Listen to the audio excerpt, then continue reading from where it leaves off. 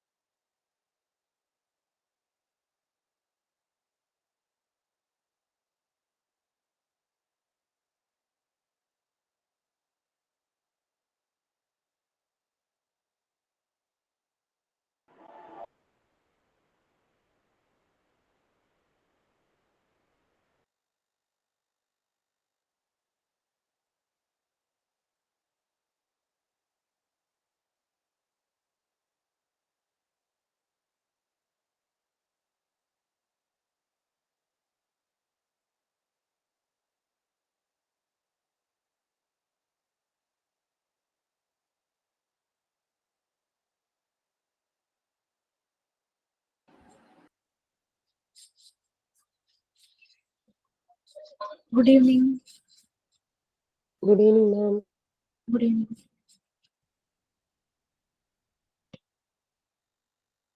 എനിക്ക് പരിചയമില്ല. Yes, good evening. പരിചയമില്ലാത്ത കുറെ പേരൊക്കെ കാണാലോ. ആദ്യമായിട്ട് ക്ലാസ്സിൽ കയറി ആരെങ്കിലും ഉണ്ടോ? കയറുന്നവരായിരിക്കും, ഞാൻ കാണാത്താണോന്ന് അറിയില്ല കേട്ടോ.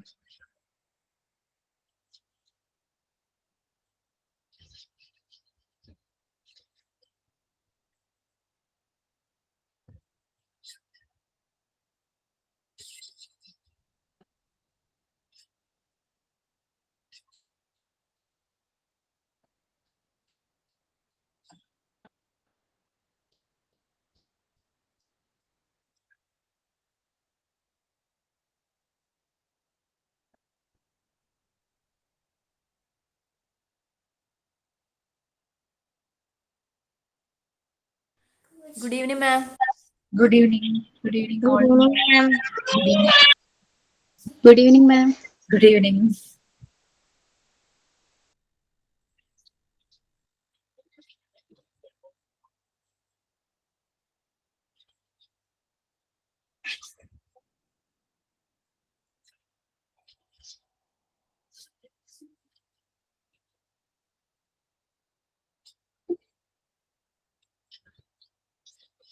Good evening.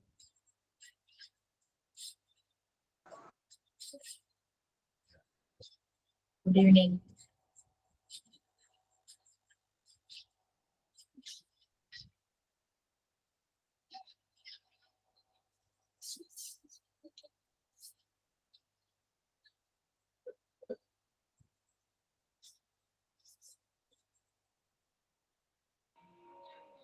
Good evening, ma'am. Good evening. Good evening, ma'am. Good evening. Good evening, ma'am. Good evening. Good evening, ma'am. Good evening.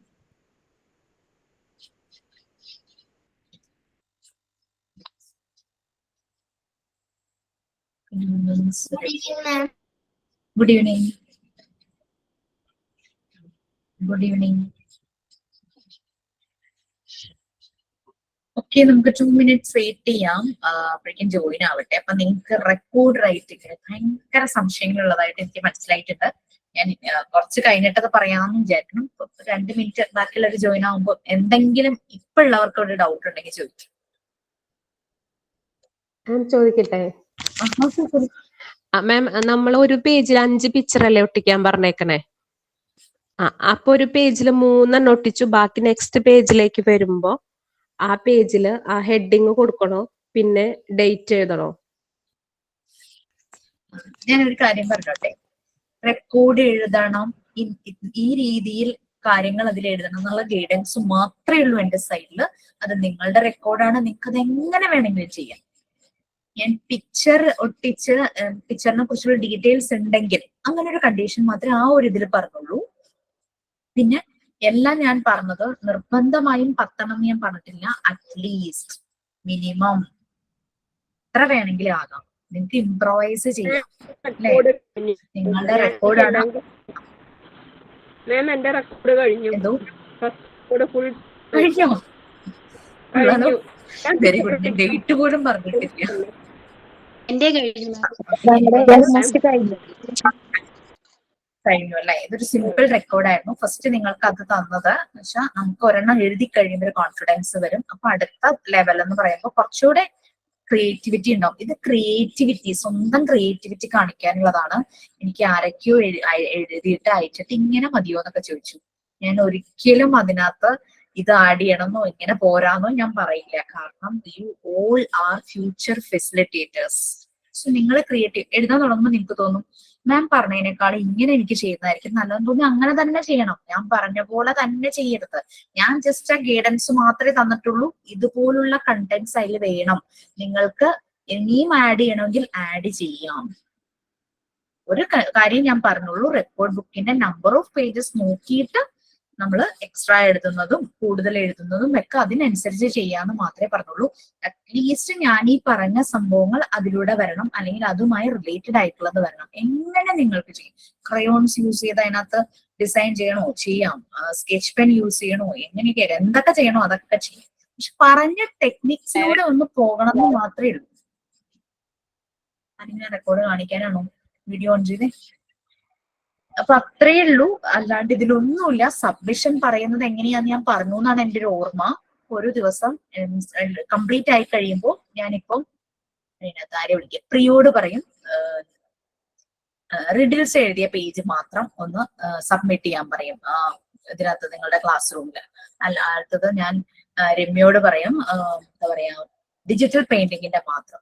അപ്പൊ ഏത് നിങ്ങളോട് പറയും എന്നുള്ളത് മാത്രം ആ ഒരു ടൈമിലായിരിക്കും അറിയാം. അതിന് ഞാൻ ഡേറ്റോ ടൈമോ വെക്കില്ല. ഞാൻ പറയുന്ന അന്ന് തന്നെ നിങ്ങൾ ആ മെസ്സേജ് കണ്ട ഉടനെ തന്നെ സബ്മിറ്റ് ചെയ്യണം. ക്ലിയർ ആയോ? യുവർ റെക്കോർഡ് നിങ്ങളുടെ ക്രിയേറ്റിവിറ്റിയാണ്. നിങ്ങൾ ക്ലാസ് എടുക്കാൻ പോകുമ്പോൾ നിങ്ങൾക്കുള്ള ഒരു അസറ്റ് ആണ്. അതിന് ഞാൻ പറഞ്ഞ പോലെ വരി തെറ്റാതെ ഒരിക്കലും ചെയ്യരുത്. അത് ഇംപ്രവൈസ് ചെയ്യാം. ഞാൻ പറഞ്ഞതിലും ഭംഗിയായി ചെയ്യാനായിട്ട് പറ്റും. നമ്മുടെ ക്രിയേറ്റിവിറ്റിയാണ്. ഞാനത് ഫുള്ള് വായിച്ചു നോക്കി അക്ഷരത്തെറ്റോ ഗ്രാമർ മിസ്റ്റേക്കോ ഒന്നും ഞാൻ കറക്റ്റ് ചെയ്യാൻ വരില്ല. നമ്മുടെ ഒരു ക്രിയേറ്റിവിറ്റിയാണ് അതിൽ വരുന്നത്. അതെങ്ങനെയും ചെയ്യാം. ഞാൻ പറഞ്ഞ കുറച്ച് ഗൈഡൻസ് അത് നിങ്ങൾക്ക് റെഫറൻസ് ആക്കി വെച്ചിട്ട് റെക്കോർഡ് സ്റ്റാർട്ട് ചെയ്യാം, ചെയ്തു തുടങ്ങാം, കംപ്ലീറ്റ് ചെയ്യാം. അപ്പൊ ചില സാധനങ്ങളൊക്കെ എഴുതുമ്പോൾ ഇത് പോരാ, ഇതിനേക്കാൾ ഞാൻ പറഞ്ഞത് വളരെ കുറവാണല്ലോ, ആ ഒരു കണ്ടന്റ് പോരാ, ഇതും കൂടെ അതിനകത്ത് വരണം തോന്നി അത് ചെയ്യണം. ഓക്കെ, ക്ലിയർ ആയില്ല? ഞാൻ അത് ക്ലാസ് തീരാറാകുമ്പോൾ ഒന്നുകൂടെ പറയാം. കാരണം കുറച്ചുപേരും കൂടെ ജോയിൻ ആവുമല്ലോ. അപ്പൊ നമുക്ക് പ്രെയറിന് ആരെങ്കിലും ഉണ്ടെങ്കിൽ ഒന്ന് പ്രെയർ ചെയ്തോളൂ. ഇത് ഓരോ ദിവസം ഞാൻ പറയുന്നില്ല. ഒരാൾ മുമ്പിലേക്ക് വന്ന് പ്രെയർ ചെയ്യുക. അത് കഴിയുമ്പോൾ നിങ്ങൾക്ക് യോഗയോ ബ്രീത്തിങ് എക്സസൈസോ അങ്ങനെ എന്തെങ്കിലും ചെയ്യാൻ താല്പര്യം അത് ചെയ്യാം. മാം ഒരു ഡൗട്ട് ചോദിച്ചോട്ടെ മാം? ഇപ്പൊ നമ്മൾ ഈ ഒരു വർഷത്തെ മോണ്ടിസോറി കഴിഞ്ഞല്ലോ, നമുക്ക് ഇതിന്റെ സർട്ടിഫിക്കറ്റ് കിട്ടിക്കഴിഞ്ഞാൽ ഇവിടെ മാം നമ്മളിപ്പോ മോണ്ടിസറി കോഴ്സ് ഒരു വർഷത്തെ ചെയ്ത് കഴിഞ്ഞല്ലോ. നമുക്ക് ഏതെങ്കിലും സ്കൂളിൽ വർക്ക് ചെയ്യണമെങ്കിൽ എക്സ്പീരിയൻസിന്റെ എന്തെങ്കിലും ആവശ്യമുണ്ടോ? അല്ലെങ്കിൽ ഇതിന്റെ കാണിച്ച ഉടനെ തന്നെ നമുക്ക് വർക്ക് ചെയ്യാൻ അപ്പോയിന്റ്മെന്റ് ജോലി ഉടനെ തന്നെ കിട്ടും? ഞാനൊരു കാര്യം പറയട്ടെ, എനിക്ക് പേരുകൾ എനിക്ക് ഇത്തിരി ഓർത്തിരിക്കാൻ ഭയങ്കര വിഷമാട്ടോ. എന്റെ നിങ്ങളുടെ പേര് ബാച്ചിലുള്ള ഒരാൾ രമ്യ. ഇപ്പോൾ അതല്ല എന്റെ ഞാൻ പേര് പറഞ്ഞ രമ്യ. നമ്മുടെ ബാച്ചിൽ ഓക്കെ ഫൈൻ. നമ്മുടെ ബാച്ചിലുള്ള ഒരാൾ ഇപ്പം ടീച്ചറായിട്ട് KG സെഷനിൽ വർക്ക് ചെയ്യാം, മോണ്ടിസോറി ചെയ്യുന്നു അറിഞ്ഞിട്ട് ലീവിൽ പോയ ഒരു ടീച്ചർക്ക് പകരം വിളിച്ചതാ. യെസ് മാം, ഞാനാ മാം, ഹണി. ഓക്കെ. എനിക്ക് പേര് എന്താ ഹണിയോ? ഹണി മാം, ഹണി. ഹണി. അപ്പം ഹണി എങ്ങനെ വർക്ക് ചെയ്യുന്നുണ്ട്? ഹണി മോണ്ടിസോറി ചെയ്യുന്നു എന്ന് അറിഞ്ഞിട്ടാണ് വിളിച്ചത്. കോഴ്സ് കംപ്ലീറ്റ് ചെയ്ത ഹണിക്ക് മാർക്ക് കിട്ടിയോ, സർട്ടിഫിക്കറ്റ് കിട്ടിയോ എന്നൊന്നും അവർ അന്വേഷിച്ചിട്ടില്ല. Yes ma'am. പിന്നെ ടീച്ചിങ് പ്രാക്ടീസിൽ ഓക്കെ, വെരി ഗുഡ്. മാം എനിക്കും അങ്ങനെ കിട്ടിയിട്ടുണ്ട്. ഞാനും ഇപ്പൊ KG സെക്ഷനിൽ വർക്ക് ചെയ്തോണ്ടിരിക്കുക. മോണ്ടിസോറി ഷെയർ ചെയ്യണ്ടേ? ബാബുരാജ്, ഞാനും 2 മാസം ഇന്റേൺഷിപ്പ് കയറിയിട്ടുണ്ട്. Very good. ഉണ്ടോ? ഒരു KG സെഷനിൽ പ്രത്യേകിച്ച് മോണ്ടിസോറി കഴിഞ്ഞവരെയാണ് അവർ പ്രിഫർ ചെയ്യുന്നത്. CBSE സ്കൂളായാലും ICSE സ്കൂളായാലും KG സെഷനിലെ മോണ്ടിസോറി. അതുകൊണ്ടാണ് ഞാൻ പറയുന്നത്, നിങ്ങൾ ഇംഗ്ലീഷ് മാക്സിമം യൂസ് ചെയ്യൂ. മാക്സിമം ഇംഗ്ലീഷ് തന്നെ യൂസ് ചെയ്യാൻ ശ്രമിക്കുന്നത്. കുട്ടികളുടെ ബേസ് സ്റ്റാർട്ട് ചെയ്യുന്ന സ്ഥലമാണ്. അവിടെ അവരുടെ ലാംഗ്വേജ് ഡെവലപ്മെന്റ്. നിങ്ങൾക്ക് ലാംഗ്വേജ് ഡെവലപ്മെന്റ് എടുത്തോ? ടീച്ചർ ആരെങ്കിലും, ഏതെങ്കിലും ടീച്ചർ ലാംഗ്വേജ് ഡെവലപ്മെന്റ് സ്റ്റാർട്ട് ചെയ്തോ? ഇല്ല. കമ്മ്യൂണിക്കേഷൻ ഇംഗ്ലീഷിന്റെ സ്റ്റാർട്ട് ചെയ്തിട്ടുണ്ട്. കമ്മ്യൂണിക്കേഷൻ അത് എടുക്കുന്നുണ്ട്. അങ്ങനെയല്ല, നമ്മളുടെ മോണ്ടിസോറി സിലബസിലെ കണ്ടന്റിലെ ലാംഗ്വേജ് ഡെവലപ്മെന്റ് എടുത്തോന്നാ ഞാൻ ചോദിച്ചു. ഇല്ല മാം, ഇല്ല, എടുത്തിട്ടില്ല. എടുത്തിട്ടില്ല. ഇനി വരുന്നുണ്ട്. Cognitive development, socio emotional development ആയിന്ന് എനിക്ക് തോന്നുന്നു. ഫിസിക്കൽ ഡെവലപ്മെന്റ് അല്ലേ, അതൊക്കെ എടുത്തിട്ടില്ലേ? നമുക്ക് പ്രേയറിലേക്ക് പോകാം. അത് കഴിഞ്ഞ് നമുക്ക് പ്രേയർ ഫസ്റ്റ്. മാം ഞാൻ പാടാം. Oh God, we thank you for the earth, for the white sky and blessed sun, for the salty sea and running water, for the everlasting hills and everlasting vine, for the beautiful flowers and shining moon, for the healthy family and healthy mind, for the breath of spring and feel of snow. O God, our Creator, who lives and reigns forever and ever.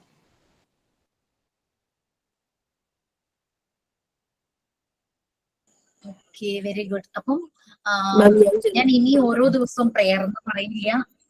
നിങ്ങൾക്ക് ഇത് ചെയ്യാം, പ്രാണായാമം ചെയ്യാം, യോഗ ചെയ്യാം. ഞാൻ പറയട്ടെ മാം, ഇതുവരെ പറഞ്ഞില്ലായിരുന്നു.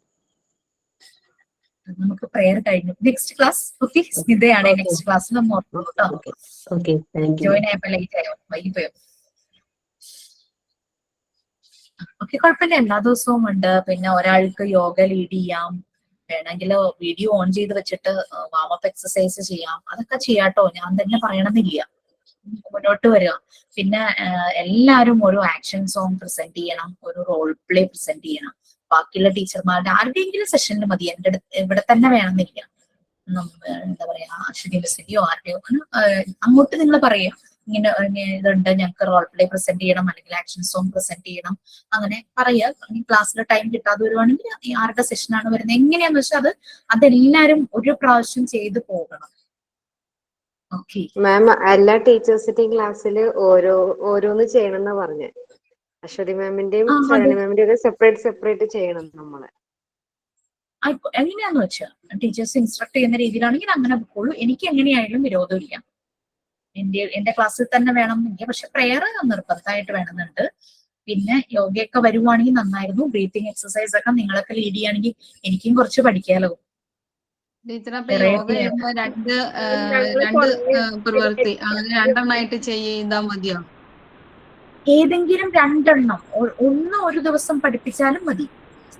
ഒരു 2 മിനിറ്റില് ചെയ്യാൻ പാകത്തിന്. മതി. ഒരു ആസനം ഒരു ദിവസം പറഞ്ഞു കൊടുത്താൽ ഒരു 2 മിനിറ്റ് മതിയാവുമല്ലോ. ബാക്കി നമുക്ക് സമയമില്ലാത്തതുകൊണ്ട് നമ്മൾ വീട്ടിലല്ലാത്ത ടൈമിൽ അത് പ്രാക്ടീസ് ചെയ്യണം. ബ്രെയിൻ യോഗ എക്സസൈസ് ആയാലും മതി. ഇപ്പൊ യോഗ ലീഡ് ചെയ്യുന്ന ഒരാള് ചെയ്യേണ്ടത് വീഡിയോ ഓൺ ചെയ്ത് ഞങ്ങൾക്ക് എല്ലാം കാണാവുന്ന ഭാഗത്തിന് അത് ചെയ്ത് കാണിക്കണം. നല്ലേ നമുക്ക് പഠിക്കാൻ പറ്റും. ഓക്കെ. പിന്നെ ആർട്ട് ആൻഡ് ക്രാഫ്റ്റ് അറിയുന്ന ആള് അതിപ്പോ വേണ്ട, സെഷൻ തീരാറാവുമ്പോ ഈ നമ്മളുടെ ഒരു ദിവസത്തെ ക്ലാസ് ഞാൻ ഇൻസ്റ്റിറ്റ്യൂട്ടിൽ പറഞ്ഞോളാം, ഒരു ആർട്ട് അല്ലെങ്കിൽ ക്രാഫ്റ്റ് ഐറ്റം പഠിപ്പിച്ചു കൊടുക്കണം. ഇപ്പം ഗ്ലാസ് പെയിന്റിംഗ് ആണെങ്കിൽ അങ്ങനെ, അല്ലെങ്കിൽ എന്തെങ്കിലും ക്രൂഷോ അങ്ങനെ എന്താണ്ടൊക്കെ കുറെ സംഭവങ്ങളൊക്കെ ഉണ്ടല്ലോ. ഫാബ്രിക് പെയിന്റിംഗ് ആണെങ്കിൽ അത്, അല്ലെങ്കിൽ എന്തെങ്കിലും ക്രാഫ്റ്റ് ഉണ്ടാക്കുന്നതാണെങ്കിൽ അത്, അങ്ങനെ പഠിപ്പിച്ചു കൊടുക്കുക ഒരൈറ്റം. സമയം അനുസരിച്ച് അത് സെഷൻ ഇപ്പോഴല്ല, നമ്മുടെ സെഷൻ തീർന്ന് നമ്മളുടെ കണ്ടന്റ് എല്ലാം കഴിഞ്ഞു കഴിയുമ്പോഴുള്ള കാര്യമാണ്. അപ്പൊ വേണമെങ്കിൽ 1 മണിക്കൂർ മുഴുവൻ നമുക്ക് ഒരു ദിവസം യോഗയ്ക്ക് കൊടുക്കാം, 1 മണിക്കൂർ മുഴുവൻ നമുക്ക് ആർട്ട് ആൻഡ് ക്രാഫ്റ്റിന് കൊടുക്കാം, ലൈക്ക് അങ്ങനെ പോകാം. പിന്നെ വരെയല്ലേ ഓണം, ക്രിസ്മസ്, പെരുന്നാൾ, അതൊക്കെ നമുക്ക് ആഘോഷാക്കാം. ഓക്കെ. ഡിജിറ്റൽ പെയിന്റിംഗ് എന്താ മാഡം? അതെങ്ങനെയാ ചെയ്യുന്നത്? ഡിജിറ്റൽ പെയിന്റിംഗ് നമ്മളുടെ കമ്പ്യൂട്ടറിൽ MS പെയിന്റിംഗ് ചെയ്യില്ലേ, കണ്ടിട്ടില്ലേ കുട്ടികൾ വരയ്ക്കുന്നത്? കുട്ടികൾ ഏറ്റവും കൂടുതൽ കമ്പ്യൂട്ടർ കിട്ടുമ്പോൾ ആദ്യം ചെയ്യുന്ന പരിപാടിയാണ് ചെറിയ കുട്ടികൾ ചെയ്യുന്നത്. MS പെയിന്റിംഗ് ചെയ്യില്ലേ? വീട്, സൂര്യൻ, മല, പൂക്കൾ എന്നൊക്കെ പറഞ്ഞിട്ട് ഓരോരോ ഷേപ്സ് കൊണ്ടുവന്ന് ജോയിൻ ചെയ്ത് വെച്ച്, ട്രയാങ്കിൾ, വീടിന്റെ മേൽക്കൂര ട്രയാങ്കിൾ വന്നിട്ട്, പിന്നെ വിൻഡോയ്ക്ക് റെക്റ്റാങ്കിളും വലിയ റെക്റ്റാങ്കിള്, വാതിലും അങ്ങനെയൊക്കെ വെച്ചിട്ട് കുട്ടികൾ വീടുണ്ടാക്കുന്ന കണ്ടിട്ടില്ലേ? അതാണ്. അത് ഞാൻ എങ്ങനെ ചെയ്യണം എന്ന് ഞാൻ ക്ലാസ്സിൽ പറഞ്ഞിട്ടുണ്ടായിരുന്നു. കാരണം ചിലർക്ക് വീട്ടില് കാണും പ്രിന്ററൊക്കെ, കളർ പ്രിന്റ് കാണുമായിരിക്കും. അപ്പൊ നിങ്ങൾക്ക് വീട്ടിൽ നിന്ന് കളർ പ്രിന്റ് എടുക്കാം. പക്ഷെ പുറത്തു പോയി എടുക്കേണ്ടവര് ബ്ലാക്ക് ആൻഡ് വൈറ്റില് പ്രിന്റ് ഔട്ട് എടുത്തിട്ട് ക്രയോൺസോ സ്കെച്ചോ വെച്ചിട്ട് കളർ ചെയ്താൽ മതി. കാരണം കളർ പ്രിന്റിന് ഇച്ചിരി കമ്പ്യൂട്ടർ ഇല്ലാത്തവര് പുറത്ത് പോകണം. പക്ഷെ എന്നോട് അഞ്ജലി ആണെന്ന് തോന്നുന്നു എന്നോട് പറഞ്ഞു, പുറത്ത് പോയി DTP സെന്ററിൽ ചെന്നപ്പോ അങ്ങനെ അവിടെ അതൊരു ഓപ്ഷൻ ഇല്ലായിരുന്നു. അപ്പൊ ഞാൻ അഞ്ജലിയോട് വരയ്ക്കാൻ എന്തോ ആണെന്ന് തോന്നുന്നു പറഞ്ഞത്. അതുപോലെ ബ്ലാക്ക് സ്കെച്ച് പെനോ എന്തെങ്കിലും വെച്ചിട്ട് വരച്ചിട്ട് ചെയ്യാൻ പറഞ്ഞു. കാരണം പുറത്ത് DTP സെന്ററിൽ പോയപ്പം ആ ഒരു ഓപ്ഷൻ അവിടെ ഇല്ല. MS പെയിന്റിൽ ഒരു പിക്ചർ പ്രിന്റ് എടുക്കാനായിട്ട് പറ്റിയില്ല എന്ന് പറഞ്ഞിരുന്നു. പറ്റുന്നവരങ്ങനെ ചെയ്യാം. പക്ഷെ എന്താണ് അതെന്നുള്ളത് അറിഞ്ഞിരിക്കണം. കാരണം കുട്ടികളെ നമ്മൾ കമ്പ്യൂട്ടർ പഠിപ്പിക്കുമ്പോൾ ഫസ്റ്റ് അവർക്ക് ഇൻട്രസ്റ്റിംഗ് ആയിട്ടുള്ളതുമാണ് MS പെയിന്റിംഗ് ആണ് പഠിപ്പിച്ചു കൊടുക്കുന്നത്. അതുകൊണ്ടാണ് അത് പറഞ്ഞത് കേട്ടോ. അപ്പോ നമുക്ക് ക്ലാസ്സിലേക്ക് പോവാം, ചാപ്റ്ററിലേക്ക് പോവാം. മാം ഞാനൊരു കാര്യം പറഞ്ഞോട്ടെ. ഞാനും അവിടെ കഫേയിൽ പോയി ചോദിച്ചപ്പോഴേക്കും അവര് പറഞ്ഞത് കൊറോണത്തിന് മുന്നേ ചെയ്യിപ്പിച്ച് ഇപ്പൊ ആരെയും സിസ്റ്റത്തിൽ ഇരുത്താനുള്ളതെന്നാ പറഞ്ഞേ. ഓ ശരി, കുഴപ്പമില്ല. അപ്പൊ സ്കെച്ച് പെൻ ഉണ്ടല്ലോ, അത് വെച്ചിട്ട് വൈറ്റ് പേപ്പറിൽ നിങ്ങൾ ഇതുപോലെ ബ്ലോക്സ് ആയിട്ടുള്ളത്, ചുമ്മാ ഒരു പടം വരയ്ക്കല്ല. വീട് വരയ്ക്കുമ്പോൾ റെക്ടാങ്കിൾ അങ്ങനെ ട്രയാങ്കിൾ ഒക്കെ വേണമല്ലോ, അങ്ങനെ വരച്ചതിന് ശേഷം ക്രയോൺസ് വെച്ചിട്ട് കളർ ചെയ്യുക. പ്രശ്നമില്ല. പറ്റുന്നവരല്ലാതെ ചെയ്യുക. പക്ഷെ എന്താണ് MS പെയിന്റ്, എങ്ങനെ അത് ചെയ്യണം എന്നുള്ളത് അറ്റ്ലീസ്റ്റ് ഒന്ന് ഗൂഗിൾ ചെയ്തൊന്ന് മനസ്സിലാക്കി വെക്കുക. നമ്മൾ സ്കൂളിലേക്ക് ചെല്ലുമ്പോൾ അവിടെ കമ്പ്യൂട്ടർ ലാബിൽ കുഞ്ഞുങ്ങളെ കൊണ്ടുപോവുകയാണെങ്കിൽ അവരെ കൊണ്ട് ഇത് ചെയ്യിക്കാൻ നമുക്കൊന്ന് അറിഞ്ഞിരിക്കണം. നമ്മൾ എന്തായാലും കുട്ടികളെ ലാബിൽ കയറുന്നതിന് മുമ്പ് നമ്മളൊന്ന് ലാബിൽ കയറിയിട്ടൊന്ന് പ്രാക്ടീസ് ചെയ്തിട്ടായിരിക്കുമല്ലോ കുട്ടികളെ നമ്മൾ കയറ്റി നമ്മൾ ചെയ്യിക്കുന്നത്. അവർ അത്രയും ക്യൂരിയോസിറ്റിയിൽ വരുമായിരിക്കും. അപ്പൊ നമുക്ക് അത് അറിയില്ലെങ്കിൽ അതൊരു ബുദ്ധിമുട്ടാവില്ലേ? കുട്ടികൾ ആഗ്രഹിച്ച് വരുമ്പോൾ അവർക്ക് അത് നമുക്ക് പ്രൊവൈഡ് ചെയ്യാൻ പറ്റിയില്ലെങ്കിൽ. അതുകൊണ്ട് അതൊന്നും അറിഞ്ഞിരിക്കണം എന്ന് ഉദ്ദേശിച്ചാണ് ഞാൻ ആ ഒരു ആക്ടിവിറ്റി ആ റെക്കോർഡിൽ ഉൾപ്പെടുത്തിയത്. ഓക്കെ,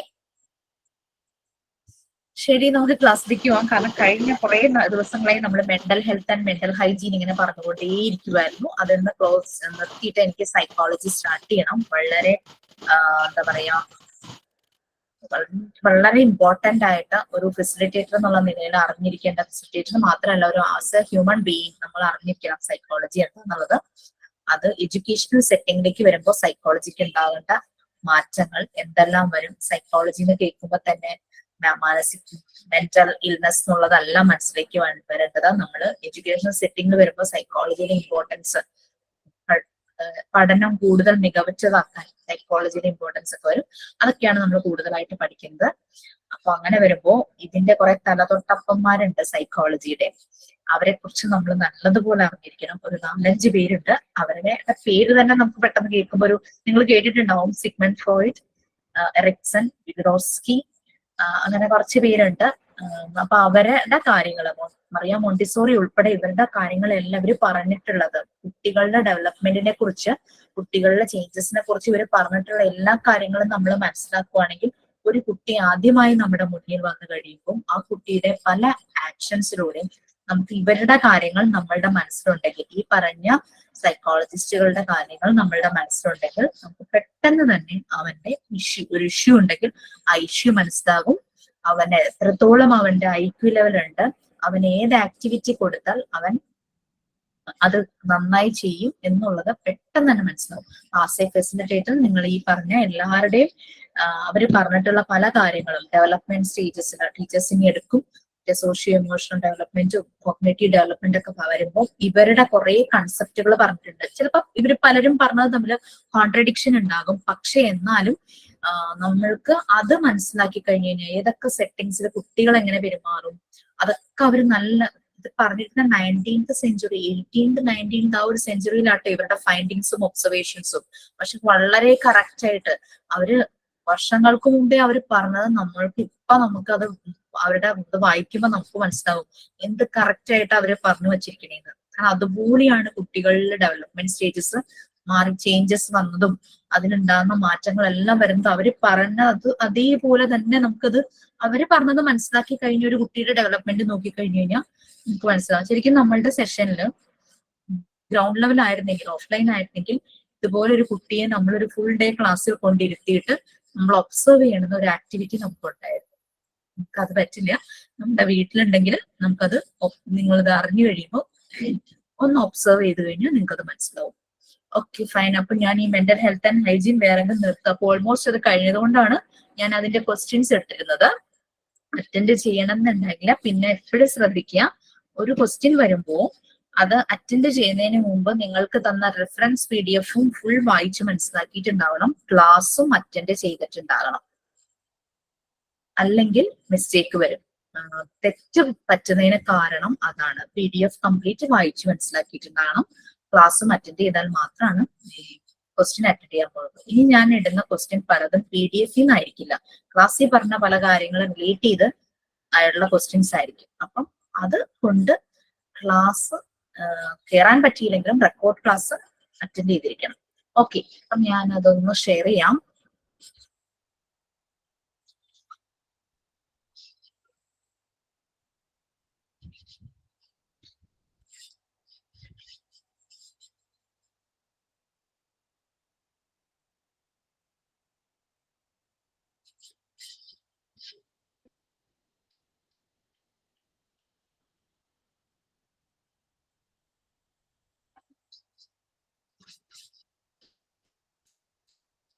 മാം ഇപ്പൊ ഏത് ചാപ്റ്റർ മാം എടുക്കാൻ പോകുന്നത്? കേട്ടില്ല. മാം ഇപ്പൊ ഏത് ചാപ്റ്റർ ആണ് എടുക്കാൻ പോകുന്നത് നെക്സ്റ്റ്? ഞാൻ ഇപ്പൊ കഴിഞ്ഞ ക്ലാസ്സുകളിൽ എടുത്തതിന്റെ ജസ്റ്റ് ഒന്ന് തീർക്കുവാണ്. ഒരു 5 minutes തന്നാൽ അത് കംപ്ലീറ്റ് ചെയ്തിട്ട് ഞാൻ പാർട്ട് 2ലേക്ക് പോകും. ഇതിപ്പോ പാർട്ട് 1 മോഡ്യൂൾ 1 പാർട്ട് 1 യൂണിറ്റ് 6 ആണ് മെന്റൽ ഹെൽത്ത് ആൻഡ് ഹൈജീൻ. നമ്മൾ ഓൾമോസ്റ്റ് തീർന്നിരുന്നു. അപ്പൊ ഒരു കുറച്ച് 2-3 കാര്യങ്ങൾ അതിൽ പറയാനുണ്ട്. അതുകൊണ്ടാണ് അതിലേക്ക് വന്നത് കേട്ടോ. 2-3 കാര്യങ്ങൾ ഇമ്പോർട്ടന്റ് ആയിട്ടുള്ള ഒരു കാര്യമാണ്. ഈ ഒരു പാരഗ്രാഫില് mental health and mental hygiene എന്നുള്ള ഈ ഒരു പാരഗ്രാഫില് നിങ്ങൾക്ക് ഇവിടെ കാണാം മീൻസ് ആൻഡ് എൻഡ്സ്.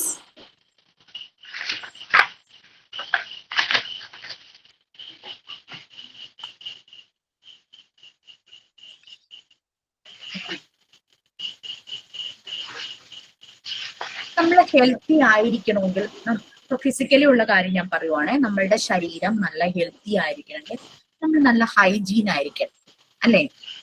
ശരീരം ഹെൽത്തി ആകാനുള്ളൊരു മാർഗമാണ് ഫിസിക്കൽ ഹൈജീൻ, പേഴ്സണൽ ഹൈജീൻ, അല്ലെ? അതുപോലെ മെന്റൽ ഹെൽത്ത് ശരിയാകണമെങ്കിൽ അതിനുള്ളൊരു മീൻസ്, ഒരു ടൂളാണ് മെന്റൽ ഹൈജീൻ, അല്ലെ? ഹെൽത്തി ആകണമെങ്കിൽ ഹൈജീൻ ആയിരിക്കണം. അത് ഫിസിക്കൽ ആരോ ഓഡിയോ ഓൺ ആണ്, ഒന്ന് മ്യൂട്ട് ചെയ്യണേ. അപ്പൊ ഹെൽത്തി ആകണമെങ്കിൽ നമ്മൾ ഹൈജീൻ കീപ്പ് ചെയ്യണം. സോ നീഡ്സ് എന്ന് പറയണത് ഇപ്പൊ നമ്മൾ മെന്റൽ ഹെൽത്തിന്റെ കാര്യമാണ്. അപ്പൊ മെന്റൽ ഹെൽത്തി ആകണമെങ്കിൽ നമ്മളുടെ മെന്റൽ ഹൈജീൻ പ്രോപ്പർ ആയിരിക്കണം. സോ മെന്റൽ ഹൈജീൻ മീൻസ് ആണെങ്കിൽ അതിന്റെ എൻഡ് റിസൾട്ട് എന്ന് പറയുന്നത് മെന്റൽ ഹെൽത്ത് ആണ്. സോ അതാണ് മീൻസ് ആൻഡ് എൻഡ്സ് എന്നുള്ളത് കൊണ്ട് അവിടെ ഉദ്ദേശിക്കുന്നത്. കാരണം ഇത്രയും കാര്യങ്ങൾ നമ്മൾ പറഞ്ഞിട്ട് ലാസ്റ്റ് ചുരുക്കി പറയുകയാണ്. In short, mental hygiene is the measure we take to assure this adjustment. In short, mental hygiene and mental health may be differentiated as means and ends. അങ്ങനെ വായിച്ചു പോകുമ്പോൾ അത് മനസ്സിലായില്ലെങ്കിലോ എന്ന് ഓർത്തിട്ടാണ് ഞാൻ ഇങ്ങനെ പറഞ്ഞത്. നമ്മുടെ മീൻസ്, നമ്മളുടെ മാർഗവും ലക്ഷ്യവും നമ്മൾ പറയില്ലേ, ഇവിടെ നമ്മൾക്കുടെ ലക്ഷ്യം എന്താ? നല്ല മെന്റൽ ഹെൽത്ത്. അതിലേക്കുള്ള മാർഗം എന്താ? നല്ല മെന്റൽ ഹൈജീൻ. സോ മീൻസ് എന്ന് പറയുന്നത് മെന്റൽ ഹൈജീനും എൻഡ് എന്ന് പറയുന്നത് മെന്റൽ ഹെൽത്തും. അതാണ് ആ ഒരു പാരഗ്രാഫിൽ പറയുന്ന കാര്യം. നിങ്ങൾ ചുമ്മാ ഇങ്ങനെ വായിക്കുമ്പോൾ ഇത് എന്താന്ന് പെട്ടെന്ന് ഒരു കൺഫ്യൂഷൻ വരും. സോ ഒന്ന് സിംപ്ലിഫൈ ചെയ്ത് പറഞ്ഞതേ ഉള്ളൂ. ഓക്കെ, നമ്മൾ ചെയ്യുന്നതിന്റെ റിസൾട്ട് ആണ് നമ്മുടെ ലക്ഷ്യം. What we use to do, what we aim to do. നമ്മൾ ചെയ്യുന്നത് നമ്മുടെ ലക്ഷ്യത്തിലേക്ക് നമ്മളെ കൊണ്ടുപോകുന്നു. അതാണ് നമ്മൾ ചെയ്യുന്ന കാര്യങ്ങളാണ് നമ്മുടെ ലക്ഷ്യത്തിൽ എത്തുന്നത്. മെന്റൽ ഹൈജീൻ നമ്മൾ ശ്രദ്ധിച്ചില്ലെങ്കിൽ നമ്മുടെ ലക്ഷ്യം വളരെ ഡൗൺ ആയി പോകും, മെന്റൽ ഹെൽത്ത് വളരെ മോശമായിരിക്കും. അതാണ് മീൻസ് ആൻഡ് എൻഡ്സ് എന്നുള്ളതുകൊണ്ട് ഇവിടെ ഉദ്ദേശിക്കുന്നത്. Okay, fine. സോ അടുത്തത് പിന്നെ മെന്റൽ ഹെൽത്തിനെ കുറിച്ച് പറയുകയാണ്.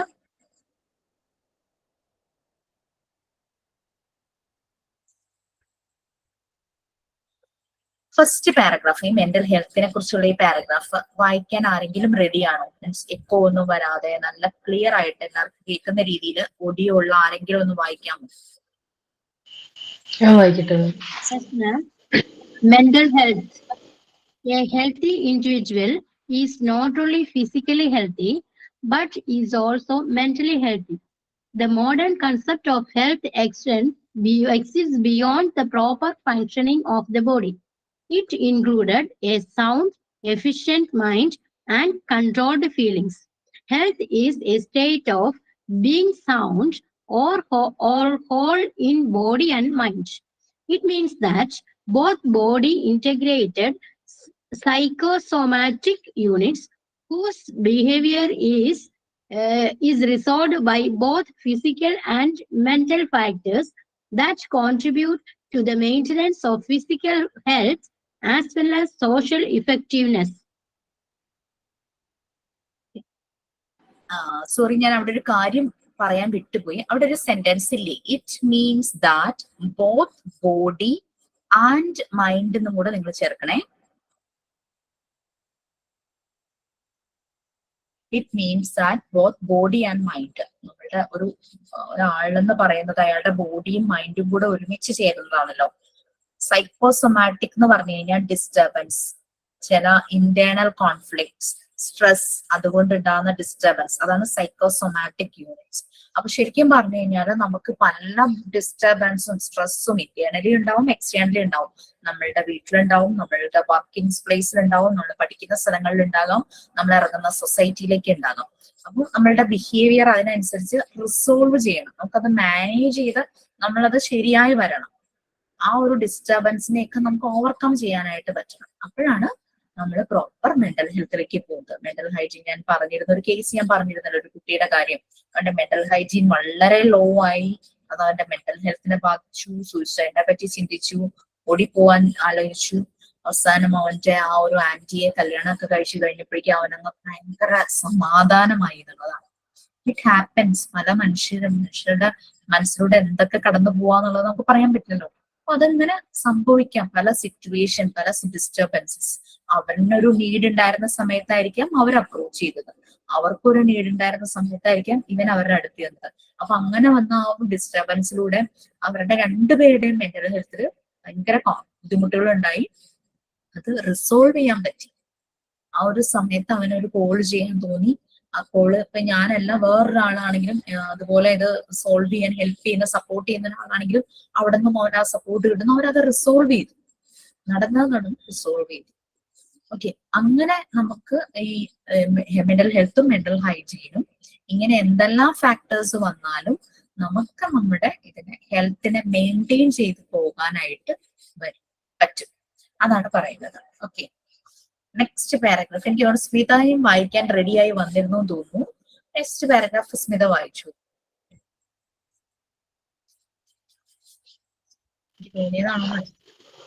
ഇല്ല, ഞാൻ പറഞ്ഞിരുന്നു.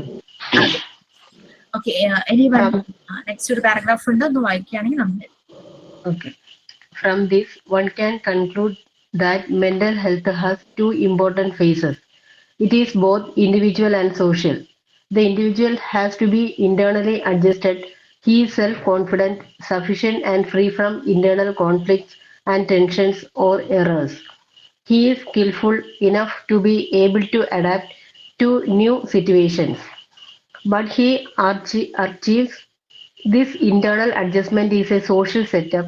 It is within this social framework that the internal adjustment has to be built up. Only then the individual becomes a person who is acceptable as a member of his society.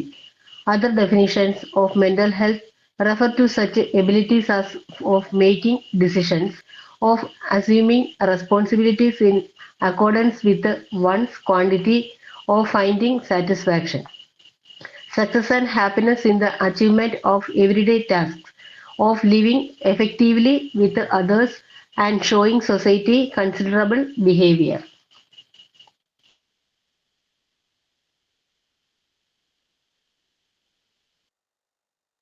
മിസ്സേ സ്മിതയ്ക്ക് disturbance ഉണ്ടാവില്ലല്ലോ കരുതി mute ചെയ്തതാ, ഞാനത് മറന്നുപോയി. Okay, thank you. അപ്പൊ ഇത് നമ്മൾക്കുള്ളിലുണ്ടാകും. അതുപോലെ തന്നെ പറയില്ലേ, മാൻ എന്ന് പറയുന്നത് ഒരു സോഷ്യൽ ബീയിങ് ആണ്. പല കാര്യങ്ങളും നമ്മൾ സൊസൈറ്റി ആയിട്ട് കണക്റ്റഡ് ആണ്. നമുക്ക് ചില കാര്യങ്ങൾ നമുക്ക് ഇൻഡിവിജ്വലി ആണെങ്കിലും നമ്മൾ പലപ്പോഴും സോഷ്യൽ ബീയിങ് ആണ്. പലതും നമുക്ക് സൊസൈറ്റി ആയിട്ട് കണക്റ്റഡ് ആവണം. ഒരു മാരേജ് നടത്തുമ്പോൾ, ഒരു ഇൻസ്റ്റിറ്റ്യൂഷനിൽ വർക്ക് ചെയ്യുമ്പോൾ, അവിടെയൊക്കെ നമ്മൾക്ക് ഒരു ഗ്രൂപ്പ് ഓഫ് ആളുകളുമായിട്ട് ഇന്ററാക്ട് ചെയ്യേണ്ടതായിട്ട് വരും. നമ്മളിപ്പോ ഒരു കസ്റ്റമർ സെഷൻ ആണെങ്കിൽ ഇഷ്ടംപോലെ പല രീതിയിലുള്ള കസ്റ്റമേഴ്സ് വരും. സോ അങ്ങനെ നോക്കുമ്പോൾ ഇത് 2 ഫേസസിലാ പോകുന്നത്, ഇൻഡിവിജ്വലിയും അതുപോലെ തന്നെ സോഷ്യലുമായിട്ട്. സോ ഞാൻ അങ്ങനെ ക്വസ്റ്റ്യൻ വെച്ചിട്ടുണ്ടായിരുന്നു. അപ്പം ഞാൻ ഓൾറെഡി നമ്മൾ കുറെ ദിവസം ആയതുകൊണ്ട് നിങ്ങൾ PDF വായിച്ചിട്ടുണ്ടാകും എന്നുള്ള രീതിയിലാണ് വെച്ചത്. ഞാൻ പറഞ്ഞിട്ടുണ്ടായിരുന്നു ആദ്യമേ തന്നെ ക്വസ്റ്റ്യൻ എഴുതുന്നതിന് മുമ്പ് PDF എല്ലാം നല്ലതുപോലെ വായിച്ചിട്ട് ക്വസ്റ്റ്യൻ എഴുതുന്നത്.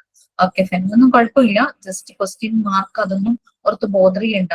ഈ ഒരു കണ്ടന്റ് നിങ്ങൾ എത്രത്തോളം മനസ്സിലാക്കിയെന്ന് അറിയാനുള്ള ഒരു ടൂളാണ് ഈ തരുന്ന ക്വസ്റ്റ്യൻസ്. ആൻസർ കാണുമ്പോഴേ നമുക്ക് മനസ്സിലാകും ആൾ എത്രത്തോളം അതിനെപ്പറ്റി മനസ്സിലാക്കിയിട്ടുണ്ടെന്നുള്ളത്. ഓക്കെ, അപ്പൊ അങ്ങനെ പല കോൺഫ്ലിക്ട്സ് വരുമ്പോൾ നമ്മൾ അതിനെ ഓവർകം ചെയ്യുന്നു. നമ്മുടെ സ്കില്ല് അവിടെ കൂടുക. പലപ്പോഴും നമ്മൾ സ്കിൽഫുൾ ആകും. കണ്ടിട്ടില്ലേ ചിലര്, നമുക്കറിയാം, പറയും വീട്ടിലെ ഒരു കാര്യവും ഒറ്റയ്ക്ക് ചെയ്യില്ല, ആരെങ്കിലും വേണം. കല്യാണം കഴിഞ്ഞപ്പോഴേക്കും ആള് കംപ്ലീറ്റ്ലി മാറി. ആ വീട്ടിലെ എല്ലാവരുടെയും കാര്യങ്ങൾ നോക്കുന്നു, 4 പേർക്ക് ഭക്ഷണം ഉണ്ടാക്കുന്നു, വീട്ടിലെ എല്ലാ കാര്യങ്ങളും മാനേജ് ചെയ്യുന്നു. എന്താ പറയാ, ഹോസ്പിറ്റൽ ആരെങ്കിലും പ്രായമായിട്ടുണ്ടെങ്കിൽ അവരെ കൊണ്ട് ഹോസ്പിറ്റൽ. പക്ഷെ നമ്മൾ അങ്ങനെ വരുവാണ്. നമ്മൾ വേറൊരു സെറ്റിങ്ങിലേക്ക് പോകുമ്പോൾ നമുക്ക് ചേഞ്ചസ് വരുക. പിന്നെ ആദ്യമായിട്ട് ഇപ്പൊ ഹണി എന്നോട് അന്ന് പറഞ്ഞത്, എനിക്ക് ഭയങ്കര ടെൻഷനാണ്, ആദ്യമായിട്ട് ഞാൻ ക്ലാസ് എടുക്കാൻ പോവാണ്, ഞാൻ എന്താ ചെയ്യേണ്ടതെന്ന് അറിയില്ല, അങ്ങനെ ഇങ്ങനെയൊക്കെ പറഞ്ഞിട്ട് പോയി. വൈകുന്നേരം ആയപ്പോ ഹണിക്ക് സന്തോഷം കൊണ്ട് എന്താ ചെയ്യേണ്ടതെന്ന് അറിയില്ല. എനിക്ക് ഹണി ഭയങ്കര ഹാപ്പി ആയിരുന്നു, ഭയങ്കര കോൺഫിഡന്റ് ആയി. ഞാൻ എല്ലാവർക്കും ക്ലാസ് ഭയങ്കര ഇഷ്ടപ്പെട്ടു എന്നൊക്കെ പറഞ്ഞപ്പോ രാവിലെ പറഞ്ഞ ഹണി അല്ല വൈകിട്ട് എന്നോട് സംസാരിച്ചു. ആ ഒരു ടൈം ഇന്റർവെല്ലില് ഹണിക്ക് സംഭവിച്ച ആ ഒരു സെറ്റിങ്ങിലേക്ക് ചെന്നപ്പോ ഹണിക്ക് സംഭവിച്ച ആ മാറ്റം എന്ന് പറഞ്ഞാൽ അത് തന്നെയാണ്. നമ്മളെ മെയിൻറ്റെയിൻ ചെയ്യുക, നമ്മുടെ സ്കില്ല് നമ്മൾ പുറത്തെടുക്കുക. എല്ലാവരുടെ ഉള്ളിൽ അതിങ്ങനെ കിടക്കുന്നുണ്ട് ഹിഡൻ ആയിട്ട്, അത് പുറത്തേക്ക് വരികയാണ് ഓരോ സിറ്റിംഗ് വരുമ്പോഴേക്കും. ഫസ്റ്റ് എയ്ഡിന്റെ ക്ലാസ് വന്നപ്പോ ഞാൻ പറഞ്ഞിരുന്നു, ആ ഒരു സമയത്ത് ഒരാൾക്ക് പെട്ടെന്ന് വയ്യാതെ പ്രോംപ്റ്റ് ആയിട്ട് നമ്മുടെ റെസ്പോൺസ് അവിടെ വരണം. അതവിടെ വരും. അതൊരു റിഫ്ലെക്സ് ആക്ഷൻ ആണ്. മനുഷ്യന് നമുക്ക് കിട്ടിയിരിക്കുന്ന ഒരു പവറാണ്, ഒരു റിഫ്ലെക്സ് ആക്ഷൻ. ആ ഒരു ടൈമിൽ എന്ത് ഞാൻ ചെയ്യണം എന്നുള്ള ഒരു റിഫ്ലെക്സ് ആക്ഷൻ ആണ് ശരിക്കും വരുന്നത്. ഈ ഒരു സംഭവം എനിക്ക് ആ ഒരു റിഫ്ലെക്സ് ആക്ഷൻ വരാത്തൊരു സംഭവം ഉണ്ടായി കഴിഞ്ഞ ദിവസം ബസ്സിൽ വെച്ചിട്ട്. ഞാൻ ബസ്സിൽ ഇങ്ങനെ ഇരിക്കുക, 2 യൂണിഫോം ഇട്ട പെൺകുട്ടികള്, സൽവാറാണ്. അവര് കയറി കുറെ നേരമായിട്ട് കണ്ടക്ടറുമായിട്ട് അവരെന്തോ സംസാരിക്കുക, കേൾക്കാൻ പറ്റുന്നില്ല. എനിക്ക് എന്താന്ന് ക്ലിയർ ആയില്ല. അവര് പറഞ്ഞു ഞങ്ങൾ അടുത്ത സ്റ്റോപ്പിൽ ഇറങ്ങിക്കോളാം. മേ ബി കണ്ടക്ടർ അവർക്ക് ST കൊടുത്തിട്ടുണ്ടാവില്ലായിരിക്കാം. എന്തുകൊണ്ട് കൊടുത്തില്ല എന്നുള്ളത് എനിക്ക് മനസ്സിലായില്ല. അവരുടെ കോളേജിലേക്കോ അല്ലെങ്കിൽ സ്കൂളിലേക്കോ പോകുന്ന വഴിയായിരിക്കില്ല അത്, എന്തോ എനിക്കത് ക്ലിയർ ആയില്ല.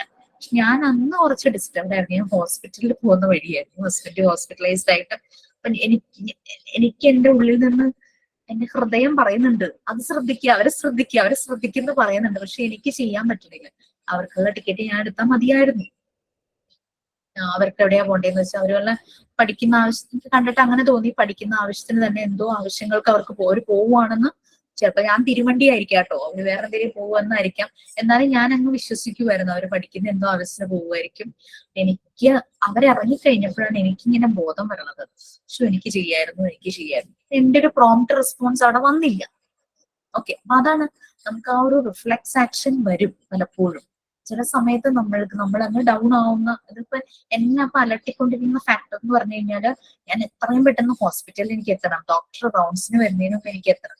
മോൻ സ്കൂളിലെ ബസ് പോയിട്ടുണ്ടാവും, അവൻ പുറത്ത് നിർത്തിയിട്ട് ബസ് അതിലേ വരും. അപ്പം ബസ് വരുന്നതിന് ടൈമിന് മുമ്പാണ് ഞാൻ പോണേ. കാരണം ബസ് നോക്കി നിന്ന് കഴിഞ്ഞാൽ ഞാൻ ലേറ്റ് ആവും, അപ്പോഴേക്കും ഡോക്ടർ വന്നു പോകും. അപ്പൊ ഇങ്ങനെയൊക്കെയുള്ള കാൽക്കുലേഷൻസിലും ഇതൊക്കെ തലയിലൊക്കെ. അപ്പൊ ഇവന്റെ സ്കൂൾ ബസ് നമുക്ക് ലൊക്കേറ്റ് ചെയ്യാനുള്ള ആപ്പ് ഉണ്ട്. ഞാൻ ഇതിങ്ങനെ നോക്കിക്കൊണ്ടിരിക്കുക, സ്കൂൾ ബസ് സ്കൂളിന്റെ അടുത്ത് എത്താറേ. അപ്പൊ അവൻ കയറി സ്കൂളിൽ എത്തിയിട്ടുണ്ട്. അങ്ങനെയൊക്കെ വിചാരിച്ച് ഇങ്ങനെ പോകുമ്പോഴാണ് ഈ ഒരു സംഭവം. ഞാൻ വിചാരിച്ചു പഠിക്കുന്ന 2 കുട്ടികൾ, അവരുടെ ടിക്കറ്റ് എനിക്ക് എടുക്കായിരുന്നപ്പോ. അത് എന്റെ ഹൃദയം ഇരുന്ന് പറയുന്നുണ്ട്. അപ്പം നമ്മുടെ ബ്രെയിൻ വേറെ രീതിയിലല്ലേ പറയാ, അവർ ചിലപ്പോ വേറെ എന്തെങ്കിലും പോവായിരിക്കും. രണ്ടും കൂടെ കിടന്നുള്ള കോൺഫ്ലിക്റ്റ് എന്റെ ഉള്ളിൽ നടക്കുകയായിരുന്നു. അതുകൊണ്ട് അവിടെ ഒന്നും നടന്നില്ല. അവരടുത്ത സ്റ്റോപ്പിൽ ഇറങ്ങുകയും ചെയ്തു. എന്താ ഉണ്ടായെന്ന് എനിക്ക് മനസ്സിലായി. അതാണ് നമുക്ക് ആ ഒരു സമയത്ത് ഒരു പ്രോംപ്റ്റ് റെസ്പോൺസ് വരണം. അങ്ങനെ നടക്കാറുണ്ട്, എനിക്കും നടന്നത്. ആണോ? അപ്പൊ അതേ ഞാനിപ്പോ ഓർത്തതായിരുന്നു ആ ഒരു പ്രോംപ്റ്റ് റെസ്പോൺസ് നമുക്ക് ഇതൊക്കെ മെയിൻറ്റെയിൻ ചെയ്യാനായിട്ട് പറ്റണം. സാരില്ല മാം, പോട്ടെ. അപ്പൊ നമ്മളിപ്പോ നോക്കുമ്പോൾ ശരിയാക്കി ഞങ്ങൾ 10 കാര്യത്തിന് ഞാൻ 9 കാര്യം കറക്റ്റ് ആയിട്ട് ചെയ്തു. പക്ഷെ 10ാമത്തെ കാര്യം ചെയ്യാതിരിക്കുമ്പോൾ നമുക്കൊരു ഗിൽറ്റി ഫീലിംഗ് ആണ്. നമ്മൾ സെൽഫ് പ്യൂരിഫിക്കേഷൻ നടത്തും.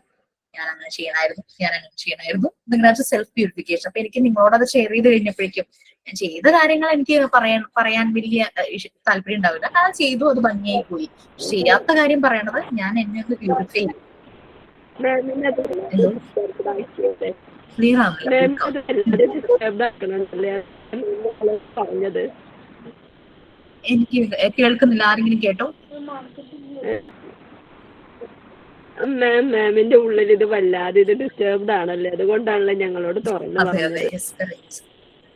ഞാനത് സെൽഫ് പ്യൂരിഫിക്കേഷൻ. അപ്പൊ അതായത് ആ ഒരു ദിവസമാണ് ഞാൻ എവിടെയോ വായിച്ചത് കേട്ടോ.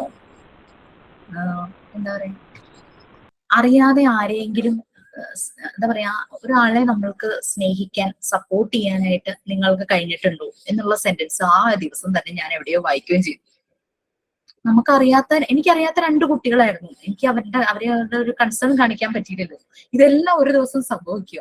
ഇതൊക്കെ ശരിക്കും കണക്റ്റഡ് ആയിട്ട് എനിക്ക് തോന്നി. നമുക്കറിയാതെ ഒരാളെ സ്നേഹിക്കാൻ പറ്റിയിട്ടുണ്ടോ, നിങ്ങൾക്ക് പറ്റിയിട്ടുണ്ടോ എന്നുള്ളത്. അപ്പൊ എന്റെ ഇതില് അതിനൊരു ഇല്ലാതൊരു മറുപടിയായി പോയില്ലേ, എനിക്കത് ചെയ്യാൻ പറ്റിയില്ലല്ലോ. അതങ്ങനെ ഇന്നത്തെ കാലത്ത് പിള്ളേരല്ലേ ചിലപ്പോ മിസ് നല്ലതിന് വേണ്ടിയാണെങ്കിലും അങ്ങനെ ചെയ്യാണ്ടിരുന്നത്. അതാ നമ്മള് തിരുമണ്ടികളും ആവാറുണ്ടല്ലോ. കാരണം നല്ലതിനായിരിക്കും എന്ന് വിചാരിച്ച് നമ്മൾ ചെയ്യണത് പലപ്പോഴും നമ്മൾ മണ്ടത്തരങ്ങളും ആവാറുണ്ട്.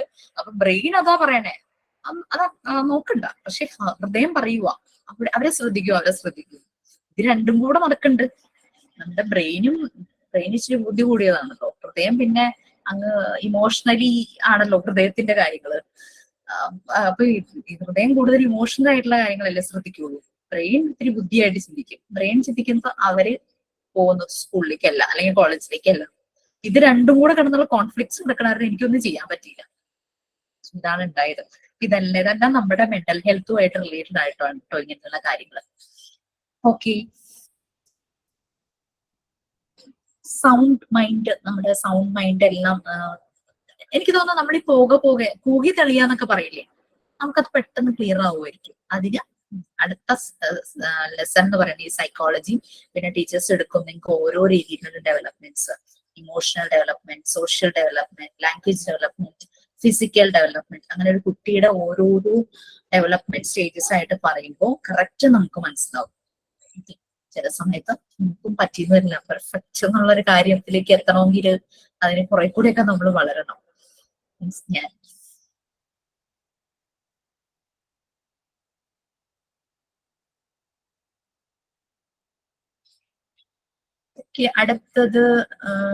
അടുത്ത ഫുൾ വായിക്കാൻ ആരെങ്കിലും റെഡിയാണോ? തീരുവാണ് ആ ലെസൺ. ഞാൻ വായിച്ചോട്ടെ മാം. ഷജില. ഹലോ, മ്യൂട്ട് ചെയ്തതാ ഷജിലയ്ക്ക് വായിക്കാൻ വേണ്ടിട്ട്. വായിച്ചു. okay ma'am. Instruction involves the social situation of a classroom in which the teacher occupies the leader's positions. A role is thus wanted from the teacher which requires certain personality traits. It is well known that accomplishment is influenced by personality factors of a physically, socially, mentally, and emotionally healthy, productive individual. The important professional traits of a mentally healthy teacher are the following. First point, good knowledge of subject matter in which he has specially. Capacity and willingness to teach effectively and mastery of communication skills. Ability and desire to improve professional skills and achieve capacity through the study of professional books and magazines. Capacity to work together, to share experience with other staff members. Capacity to assume an attitude of individual responsibility and cooperative functioning. Acceptance and understanding of children. Realistic attention of the social expectations and an understanding of his social role.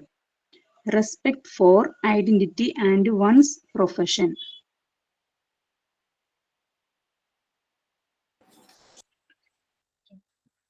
അപ്പൊ എല്ലാ human ബീയിങ്സിനും ചില personality traits, ചില ഡിസ്റ്റിംഗ്വിഷിംഗ് feature, unique ആയിട്ടുള്ള ചില വ്യത്യസ്തമായ സ്വഭാവ ഗുണങ്ങൾ ഉണ്ടായിരിക്കും. ആണ് പേഴ്സണാലിറ്റി ട്രേറ്റ്സ് എന്ന് പറയുന്നത്. ഒരു ടീച്ചറിന് അതുപോലെ, നമുക്കിവിടെ ടീച്ചർ എന്നുള്ള വാക്ക് എനിക്ക് യൂസ് ചെയ്യാൻ വലിയ താല്പര്യമില്ല. ഫെസിലിറ്റേറ്റർ, അതാണ് കൂടുതൽ താല്പര്യം.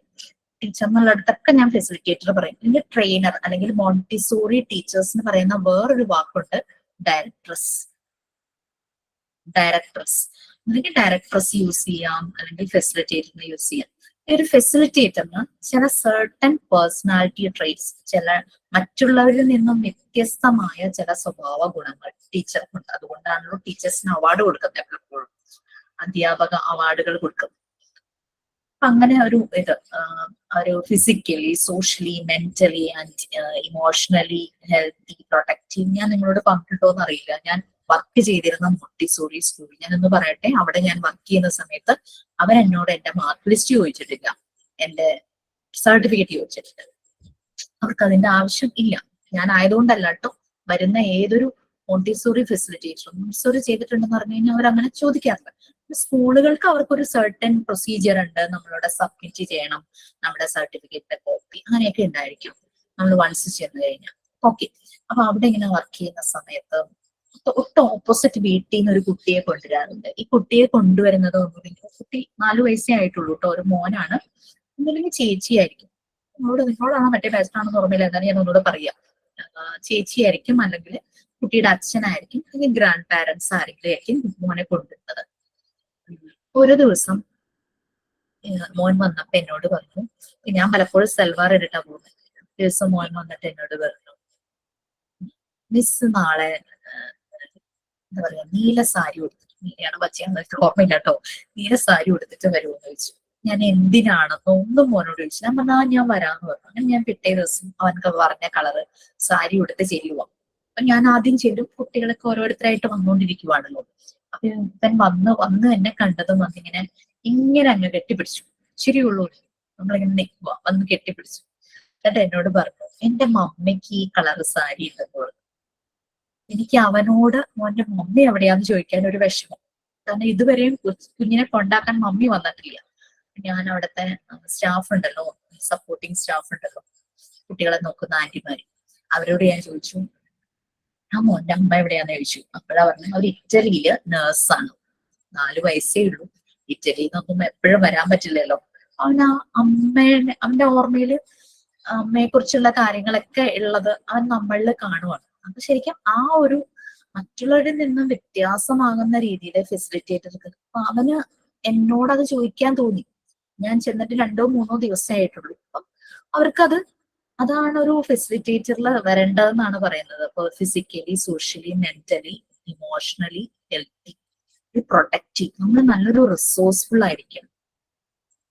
പാട്ട് പാടാൻ അറിയില്ലായിരിക്കാം, പക്ഷെ അതുകൊണ്ടാണ് ഞാൻ പറഞ്ഞത് ആക്ഷൻ സോങ് നിങ്ങൾ ചെയ്തിരിക്കണം എന്നൊക്കെ. കുട്ടികളുടെ മുമ്പിൽ നമ്മൾ പ്രസന്റ് ചെയ്യുന്നത് നമ്മൾ അറിയില്ലേ, കുഞ്ഞു ബേബീസ് അവരുടെ അമ്മയുടെ ഇപ്പം ശബ്ദം നല്ലതല്ലെങ്കിൽ പോലും അമ്മയുടെ താരാട്ടുപാട്ടിൽ അവർ എന്തോ സുഖമായിട്ട് ഉറങ്ങണം. അവർക്ക് ചിത്രയുടെ പാട്ട് വെച്ച് കൊടുത്താൽ അവർ പക്ഷെ അങ്ങനെ ഉറങ്ങില്ലായിരിക്കും. പക്ഷെ അമ്മയുടെ ശബ്ദം എങ്ങനെയോ അവരതങ്ങ് ഇഷ്ടപ്പെടുക. ആ ഒരു ഇത് തന്നെയാണ്. അപ്പൊ അങ്ങനെ അതിനനുസരിച്ച് ഫെസിലിറ്റേറ്റർക്ക് ചില പേഴ്സണാലിറ്റി ട്രേറ്റ്സ് വേണം എന്നാണ് പറയുന്നത്. പിന്നെ നമുക്ക് മാം ഒരു ഡൗട്ട് ചോദിച്ചോട്ടെ മാം, ഇപ്പോ ഗവൺമെന്റ് സ്കൂളുകളുണ്ടല്ലോ, മാനേജ്മെന്റ് ഗവൺമെന്റ് സ്കൂൾ, LP സ്കൂളുകളുണ്ടല്ലോ, അവിടെ LKG UKG ഉണ്ടല്ലോ, അവിടെ നമുക്ക് ഇങ്ങനെ കേറാൻ കഴിയോ? ഗവൺമെന്റിലൊക്കെ already posting means government posting ആയിട്ട് പെർമനന്റ് ആയിട്ട് ആള് വരുന്നില്ല. അങ്ങനെ അവര് പുറത്തുനിന്ന് ആളെ എടുക്കുവാണെങ്കിൽ നമുക്ക് തീർച്ചയായിട്ടും കയറാലോ. ഇവിടെ 2 സ്കൂളുണ്ട്. ഇപ്പൊ 2 സ്കൂളിലും ഇതുപോലെ ടീച്ചേഴ്സ് മോണ്ടിസോറി അല്ല, അല്ലാതെ പ്രീ പ്രൈമറി TTC കഴിഞ്ഞ വ്യക്തികളെ അല്ലാതെ കയറ്റി. അതാണ് ഒരു ഡൗട്ട് ഉള്ളത് കൊണ്ട് ഞാൻ ചോദിച്ചതാണ് മാം. ഗവൺമെന്റ് സ്കൂളിൽ നമ്മുടെ ആരും പോയതായിട്ട് എനിക്കറിയില്ല. പക്ഷെ ഞാനൊക്കെ മോണ്ടിസോറി ചെയ്യുന്ന സമയത്ത് PSC വിളിച്ചിട്ടുണ്ടായിരുന്നു മോണ്ടിസോറി ടീച്ചേഴ്സിനെ. ഇപ്പൊ എനിക്ക് PSCയിൽ അങ്ങനെ വിളിക്കുന്നുണ്ടോ, പോസ്റ്റിംഗ് ഉണ്ടോ എന്ന് എനിക്ക് അറിയില്ല. അന്ന് PSCയിൽ ഞാൻ കണ്ടിട്ടുണ്ട് മോണ്ടിസോറി കഴിഞ്ഞ ടീച്ചേഴ്സിന് ആവശ്യമുണ്ടെന്ന് പറഞ്ഞിട്ട് വിളിച്ച് ഞാൻ കണ്ടിട്ടുണ്ട്. അതപ്പോ ഗവൺമെന്റിലേക്ക് ആയിരിക്കുമല്ലോ. മിസ് ഞാൻ എങ്ങനെയാ മിസ്സേ പോയത്? ഇപ്പൊ ഒരാഴ്ച 2 ആഴ്ച ആവാറായില്ലേ. ഞാൻ CBSE-യിലല്ല മിസ്സേ. മിസ് ഇപ്പൊ പറഞ്ഞ പോലെ തന്നെ എന്റെ എക്സ്പീരിയൻസ് അത് തന്നെയായിരുന്നു. മിസ്സേ ഭയങ്കര ഇഷ്ടമായി പിള്ളേർക്ക്.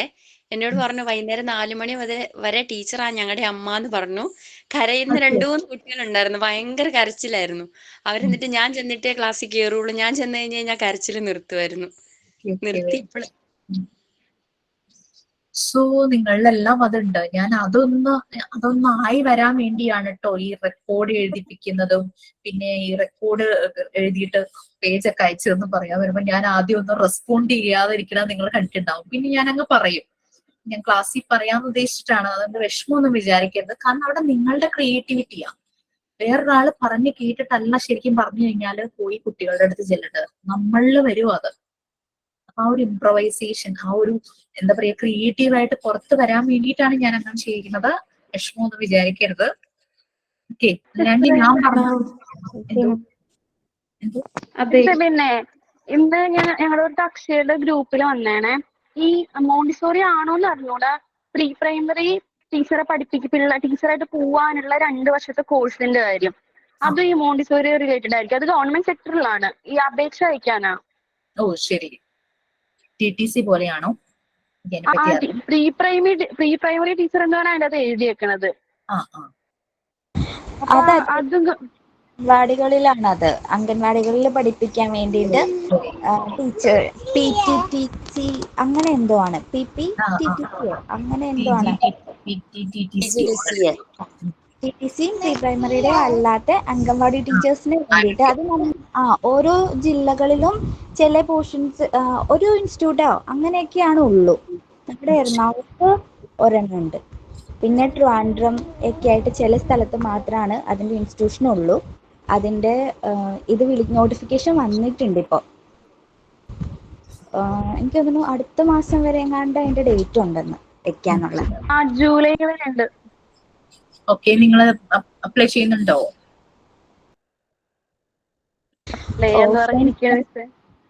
ഓഫ്ലൈൻ ക്ലാസ് 2 വർഷം. ശരി, പോയി പഠിക്കണം അല്ലേ? ആ മിസ്സേ.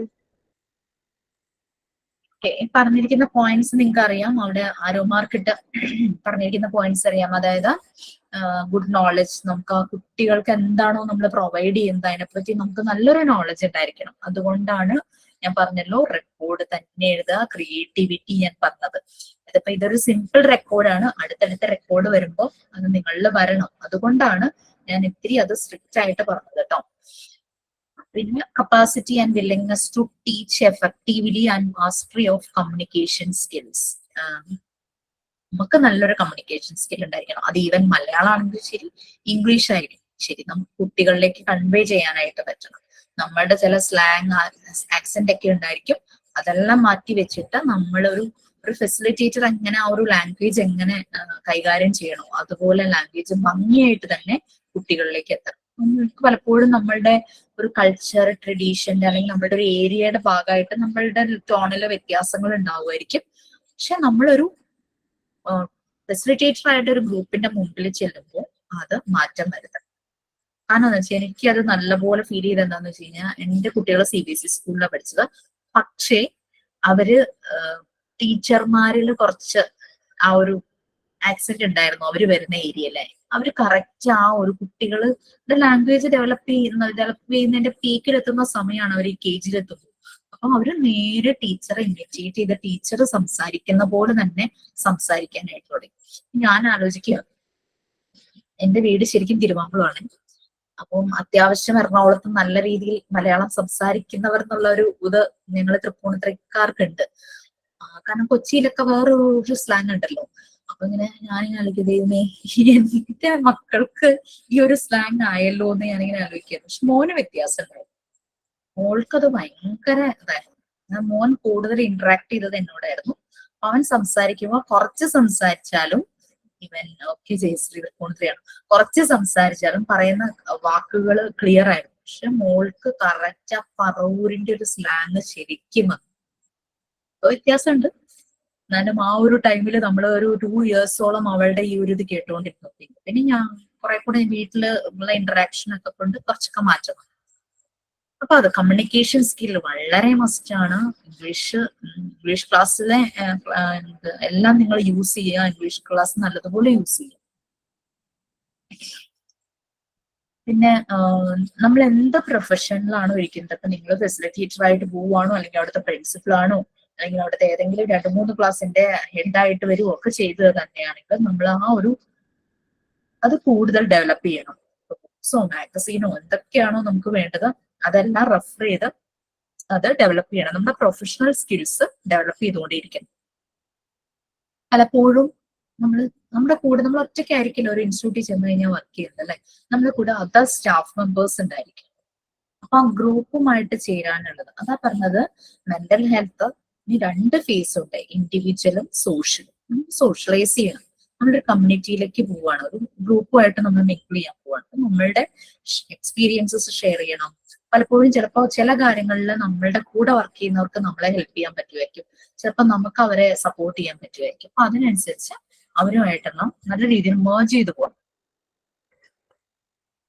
പിന്നെ പലപ്പോഴും നമുക്ക് നമ്മളുടെ റെസ്പോൺസിബിലിറ്റി നമ്മൾ മനസ്സിലാക്കണം. ഇൻഡിവിജ്വലി നമുക്ക് പല റെസ്പോൺസിബിലിറ്റി ഉണ്ട്. 10 കുട്ടികളാണുള്ളതെങ്കിലും ഈ 10 കുട്ടികളും നമ്മുടെ റെസ്പോൺസിബിലിറ്റി തന്നെയാണ്. പിന്നെ സഹകരിച്ച് കോപ്പറേറ്റീവ് ആയിട്ട് നമ്മൾ ഫങ്ഷൻ ചെയ്ത് പോകേണ്ടതായിട്ടുണ്ട്. പിന്നെ കുട്ടികളെ ഫസ്റ്റ് അക്സെപ്റ്റിംഗ് ആൻഡ് അണ്ടർസ്റ്റാൻഡിങ്, അത് മാത്രമല്ല റെസ്പെക്ട് ദെയർ ഫീലിങ്സും കൂടെ ഞാൻ അതിനകത്ത് ആഡ് ചെയ്യുവാണ്. കുട്ടികളെ അക്സെപ്റ്റ് ചെയ്യുക, അണ്ടർസ്റ്റാൻഡ് ചെയ്യുക, അവരുടെ ഫീലിങ്സ് ആൻഡ് ഇമോഷൻസ് എല്ലാം റെസ്പെക്ട് ചെയ്യും.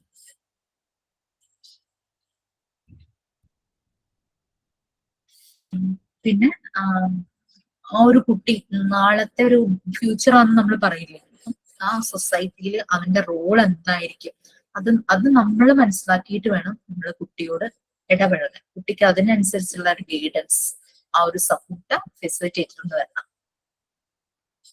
പിന്നെ next respect for identity and one's profession.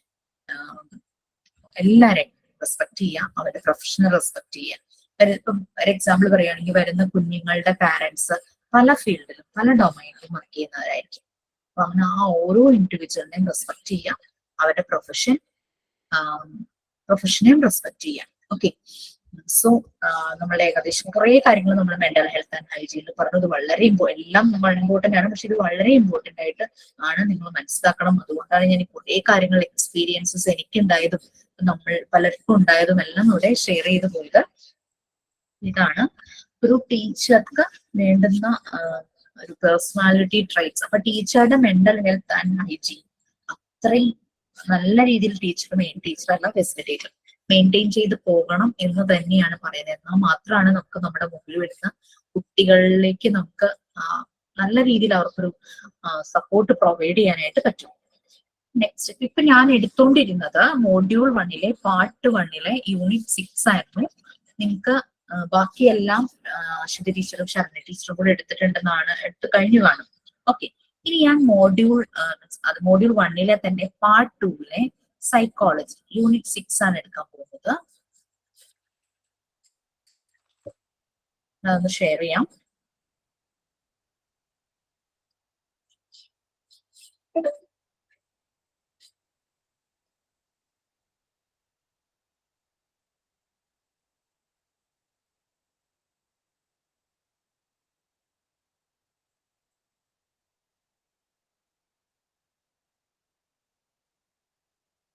Psychology എന്ന് കേൾക്കുമ്പോൾ ഫസ്റ്റ് എന്താ മനസ്സിലേക്ക് വരുന്നത്?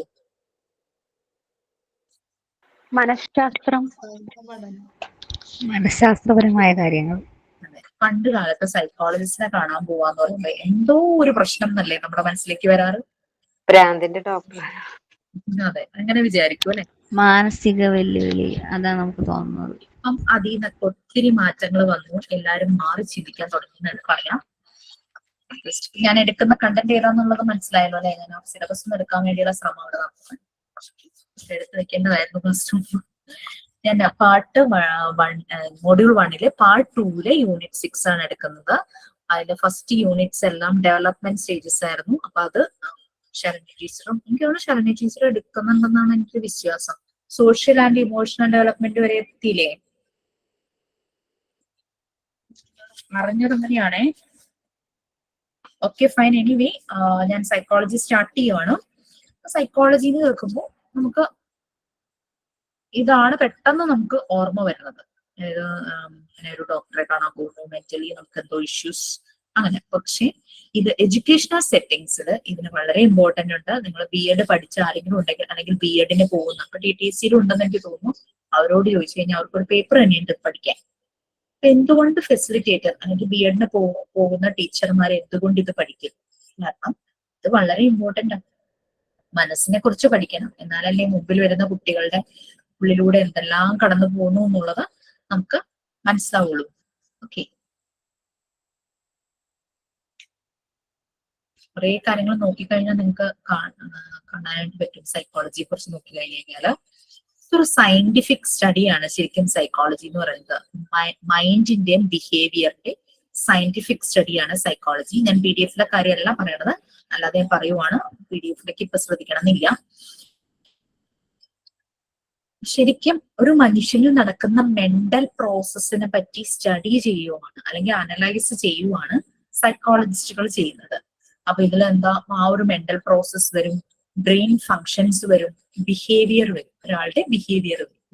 മണിച്ചിത്രത്താഴില് നമുക്കറിയാം ബിഹേവിയറിലെ ചേഞ്ചസ് കാണുമ്പോൾ ശ്രദ്ധിക്കുന്നത്, അല്ലെങ്കിൽ അവരുടെ ഓരോരോ അവരുടെ ആറ്റിറ്റ്യൂഡ് അതൊക്കെ വരുമ്പോഴേക്കും ഇങ്ങനെ ആ ഒരു രീതിയിലല്ല ക്യാരക്ടറിനെ അനലൈസ് ചെയ്തുകൊണ്ടിരിക്കുന്നത്. ഓക്കെ, ആക്ച്വലി ഇത് psychology mental scientific study of mind ആണെങ്കിലും നമ്മളുടെ ബാക്കിയുള്ള എന്താ പറയാ മെഡിക്കൽ സയൻസിലെ ബാക്കിയുള്ള പലതുമായിട്ടും കണക്റ്റഡ് ആണ് സൈക്കോളജി. ആക്ച്വലി അറിയാലോ, നമുക്കിപ്പോ ഒരു അസുഖം വന്നു, ഇച്ചിരി ക്രിട്ടിക്കലാന്ന് വിചാരിക്കാം, നമ്മൾ ഹോസ്പിറ്റലൈസ്ഡ് ആയി. അപ്പൊ നമുക്കൊരു ട്രീറ്റ്മെന്റ് പ്രൊസീജിയർ വേണം. അപ്പൊ ട്രീറ്റ്മെന്റ് പ്രൊസീജിയർ ആവുന്നതിന് മുമ്പ് തന്നെ നമുക്കറിയാം നമ്മളോട് പല സ്റ്റാഫും വന്ന് സംസാരിക്കും, ടെൻഷൻ ഉണ്ടോ. ശരിക്കും ആ ഒരു നമ്മുടെ മൈൻഡിനെ ഒരു സൂത്രം ചെയ്യുക, എന്നിട്ടാണ് അവർ നമ്മുടെ ബോഡിയിൽ എന്തെങ്കിലും ട്രീറ്റ്മെന്റ് അവർ എടുക്കുന്നത്. അപ്പൊ ആ ഒരു സൂത്രം ഇവനെ ഇഞ്ചക്ഷൻ ചെയ്യുമ്പോൾ തന്നെ അവർ ഓരോന്ന് സംസാരിച്ച് ഓരോ കാര്യങ്ങളും ചോദിച്ച് നമ്മൾ അറിയാതെ ചിലപ്പോൾ ഇഞ്ചക്ഷൻ ചെയ്യുന്ന ചില നഴ്സുമാരുണ്ടായിരിക്കും. അപ്പൊ അവിടെ ശരിക്കും അവർ മൈൻഡിനെ സൂത്രം ചെയ്തിട്ടാണ് ബോഡിയിലേക്കുള്ള ആ ഒരു ട്രീറ്റ്മെന്റിലേക്ക് പോകുന്നത്. അപ്പൊ അവിടെ ശരിക്കും അപ്പൊ പറഞ്ഞു കഴിഞ്ഞാൽ സൈക്കോളജി എന്ന് പറയുന്നത് ഒരു ഹബ്ബ് തന്നെയാണ് മെഡിക്കൽ സയൻസിന്റെ. അതുപോലെ എഡ്യൂക്കേഷൻ സെക്ടറിലും അതിന്റെയും ഒരു ഹബ്ബ് തന്നെയാണ് സൈക്കോളജി. പിന്നെ പല രീതിയിലുള്ള സൈക്കോളജി ഉണ്ട്. ക്ലിനിക്കൽ സൈക്കോളജി, അവിടെയാണ് ട്രീറ്റ്മെന്റ് വരുന്നത്. Mood disorder, psychotic disorder, schizophrenia, bipolar disorder, അങ്ങനെ പല പല മെന്റൽ ഡിസോർഡേഴ്സ് വരുമ്പോൾ അതിനെ ട്രീറ്റ് ചെയ്യാൻ അത് ക്ലിനിക്കൽ സൈക്കോളജി പറയും. പിന്നെ നമ്മുടെ കൊഗ്നിറ്റീവ് സൈക്കോളജി ഉണ്ട്. കൊഗ്നിറ്റീവ് എന്ന് പറഞ്ഞു കഴിഞ്ഞാൽ നമ്മളുടെ തോട്ട്സ്, നമ്മളുടെ എന്താ പറയാ, നമ്മുടെ ബുദ്ധി, അങ്ങനെയുള്ള കാര്യങ്ങളൊക്കെ വരുമ്പോൾ എന്തെങ്കിലും ഇപ്പൊ ഒരു കുട്ടിക്ക് ചില റൈറ്റിങ്ങിൽ എന്തെങ്കിലും ഇഷ്യൂ വരും, അപ്പൊ നമ്മൾ അതിനനുസരിച്ച് ഒരു സൈക്കോ തെറാപ്പിസ്റ്റിന്റെ അടുത്ത് ചെല്ലുമ്പോൾ കുട്ടിക്ക് ചില തെറാപ്പി ചെയ്ത് അതൊക്കെ കറക്റ്റ് ചെയ്യും. അതും ഈ പറയുന്ന സൈക്കോളജിയുടെ ഭാഗമായിട്ട് തന്നെ ചെയ്യുന്നതാണ്. അതിനപ്പൊ നോക്കുമ്പോൾ എന്താ പറയാ, കുട്ടിയുടെ ബ്രെയിനിന്റെ ഇമേജ് ഒക്കെ എടുത്ത് നോക്കും. പിന്നെ അതുപോലെ ബ്രെയിൻ കപ്പാസിറ്റി നോക്കും, മെമ്മറി കപ്പാസിറ്റി നോക്കും. ചിലപ്പോ അറിയില്ലേ, ചില ആക്ടിവിറ്റീസ് ചെയ്യാം കുട്ടിയുടെ മുമ്പിൽ കുറച്ച് സാധനങ്ങൾ, അപ്പൊ 10 കാര്യങ്ങൾ വെച്ചിട്ട് അതെല്ലാം നോക്കാൻ പറയും, ഒബ്സർവ് ചെയ്യാൻ പറയും. എന്നിട്ട് പിന്നെ ആ 10 എണ്ണം മാറ്റിയിട്ട് കുട്ടിയോട് അത് ഓർത്ത് എഴുതാൻ പറയും. അങ്ങനെ ചില ആക്ടിവിറ്റീസ് നമ്മളല്ലാതെ ഗെയിംസ് ആയിട്ടും കളിക്കാറുണ്ട് അല്ലെ, ചില ബ്രെയിൻ ആക്ടിവിറ്റീസ്. അങ്ങനെ അതെല്ലാം കോഗ്നിറ്റീവ് സൈക്കോളജിയുടെ ഇതിൽ വരും. കോഗ്നിറ്റീവ് ഡെവലപ്മെന്റ് അല്ലെങ്കിൽ കോഗ്നിറ്റീവ് എന്ന് പറയുന്നത് നമ്മളുടെ ഇന്റലക്ച്വൽ ബുദ്ധിയുടെ ഇതുമായിട്ട് റിലേറ്റഡ് ആണ്. പിന്നെ വളരെ ഇമ്പോർട്ടന്റ് ആയിട്ട് സൈക്കോളജിയിൽ ഇതിനകത്ത് വളരെ ഇമ്പോർട്ടന്റ് ആയിട്ട് നമ്മൾ മനസ്സിലാക്കേണ്ട ഒന്നാണ് ഡെവലപ്മെന്റൽ സൈക്കോളജി.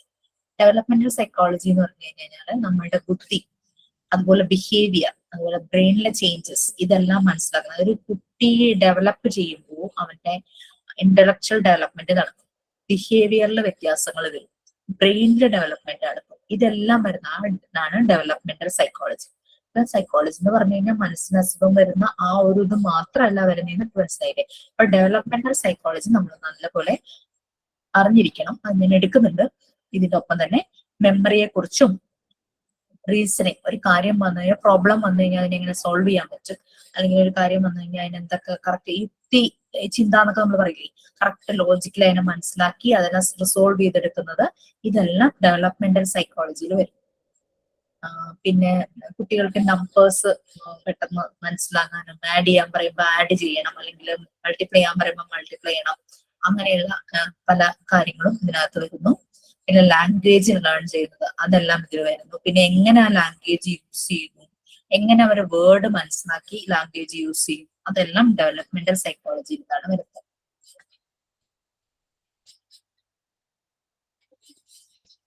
പിന്നെ അവരുടെ ഒരു ലിവിങ് പ്രോസസ്, ആ ഒരു സൊസൈറ്റിയില്, പിന്നെ മോറൽ സൈഡ്സ് മനസ്സിലാക്കി, ഓരോ കുട്ടികളും വളരുന്ന ഒരു കൾച്ചർ, ട്രഡീഷൻസ് ഒക്കെ, ബിലീഫ്, റിലീജിയസ് ബിലീഫ് ഒക്കെ ഉണ്ടാവും. അതിൽ നിന്നും അവർക്ക് കുറെ മോറൽ വാല്യൂസ് കിട്ടും. അങ്ങനെ ആ മോറൽ വാല്യൂസ് മനസ്സിലാക്കി സോഷ്യലൈസ് ചെയ്ത് സൊസൈറ്റിയിൽ വരണത്, അതെല്ലാം ഡെവലപ്മെന്റൽ സൈക്കോളജിയിൽ വരും. പിന്നെ എഡ്യൂക്കേഷണൽ സൈക്കോളജി, അതാണ് നമുക്ക് ഇതിനകത്ത് കൂടുതലായിട്ട് പറയുന്നത്. എഡ്യൂക്കേഷൻ സൈക്കോളജിയാണ് ഈ സൈക്കോളജിയിൽ കുറച്ച് പറഞ്ഞിട്ടുള്ളത്. പക്ഷെ ഡെവലപ്മെന്റൽ സൈക്കോളജി ഒരു ഫെസിലിറ്റേറ്റർ എന്നുള്ള നിലയിൽ നമ്മൾ മനസ്സിലാക്കണം. കഴിഞ്ഞ കുറെ കാര്യങ്ങൾ സൈക്കോളജിയുടെ ഭാഗമായിട്ട് വരുന്നുണ്ട്. നമുക്ക് വേണ്ടത് ഇമ്പോർട്ടന്റ് ആയിട്ട് സൈക്കോളജിയിൽ ഡെവലപ്മെന്റൽ സൈക്കോളജിയും അതുപോലെ തന്നെ എഡ്യൂക്കേഷണൽ സൈക്കോളജിയാണ്. എഡ്യൂക്കേഷണൽ സെറ്റിംഗ്സിലെ സൈക്കോളജിയാണ് വേണ്ടത്. നമുക്കൊരു ഫസ്റ്റ് പാരഗ്രാഫ് പറയാനുള്ള ഒരു സമയം ഉണ്ടെന്ന് തോന്നുന്നു. ഫസ്റ്റ് പാരഗ്രാഫ് ആരെങ്കിലും ഒന്ന് വേഗം വായിച്ചു. സൈക്കോളജി എന്നുള്ള വേർഡ് വന്നതൊക്കെ അതിനകത്ത് പറയാം. ഞാൻ വായിക്കാം. പിന്നെ ചാൻസസ് ഉണ്ട്. ആര് വേണമെന്ന് നിങ്ങൾ തമ്മിലൊന്ന് തീരുമാനിച്ചിട്ട് പറഞ്ഞു. ഞാൻ വായിക്കാം.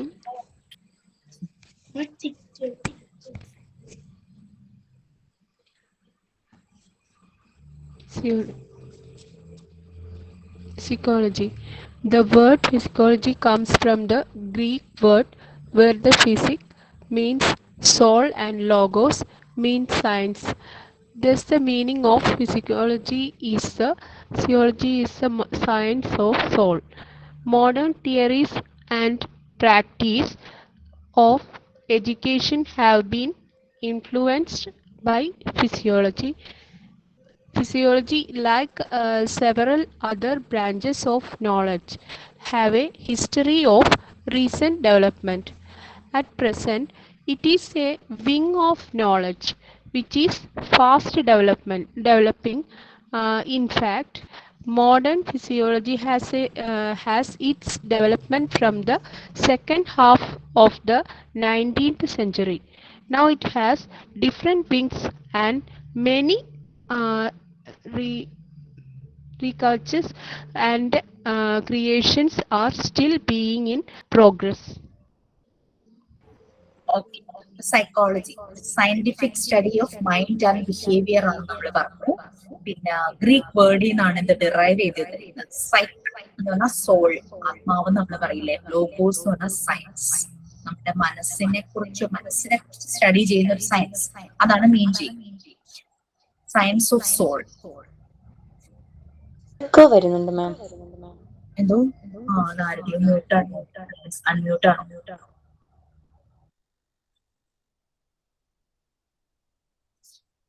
ഓക്കെ, കേൾക്കുന്നില്ല തോന്നുന്നു.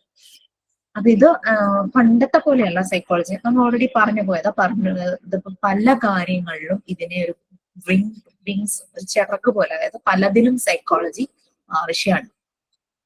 നമുക്കറിയാം പ്രീ മാരേജ് കൗൺസിലിംഗ് ചെറിയ പാർട്ട് ഓഫ് സൈക്കോളജി തന്നെയല്ലേ അവിടെ. പ്രീ മാരേജ് കൗൺസിലിംഗ് ഒരു കുട്ടി ക്ലാസ്സിൽ ഒരു ചെറിയൊരു മിസ്റ്റേക്ക് ചെയ്തു, പക്ഷെ അത് അവനെ മനസ്സിലാക്കാനായിട്ട് നമ്മൾ എടുക്കുന്ന ചില മെത്തേഡ്സ് ഉണ്ട്. അവനെ ഹേർട്ട് ചെയ്യാത്ത രീതിയിൽ, മറ്റുള്ള കുട്ടികൾ അവനെ കളിയാക്കാത്ത രീതിയിൽ. അവിടെയും സൈക്കോളജി അല്ലേ. സോ സൈക്കോളജിനെ പല രീതിയിൽ ആളുകൾ എടുക്കുന്നുണ്ട്. പിന്നെ ചില ക്ലാസ്സസ് നടത്തുന്നത് സൈക്കോ അനാലിസിസ്, ഈ സൈക്കോളജി ഒരു ടൂളാക്കി വെച്ചിട്ടാണ് ക്ലാസ്സസ് നടത്തുന്നത്. നിങ്ങളുടെ പലരും എന്റെ സ്റ്റാറ്റസ് മുന്നേ അറിയാം. ഞാൻ എന്റെ മോനെ കൊണ്ട് first NLP based neuro linguistic programme, അതിൽ കംപ്ലീറ്റ് സൈക്കോതെറാപ്പി സെഷൻസ് ആണ്. അതില് ടീനേജിലേക്ക് വരുമ്പോൾ കുട്ടികൾക്ക് അങ്ങനത്തെ ക്ലാസ് പ്രൊവൈഡ് ചെയ്യുന്നത് വളരെ നല്ലതാണ്. ഞാൻ പലപ്പോഴും ക്ലാസ്സസ് എടുക്കാൻ പോകുന്ന NLP ബേസ്ഡ് ആണ്. കുറെയൊക്കെ ഞാൻ ഇവിടെയും അപ്ലൈ ചെയ്തിട്ടുണ്ട്.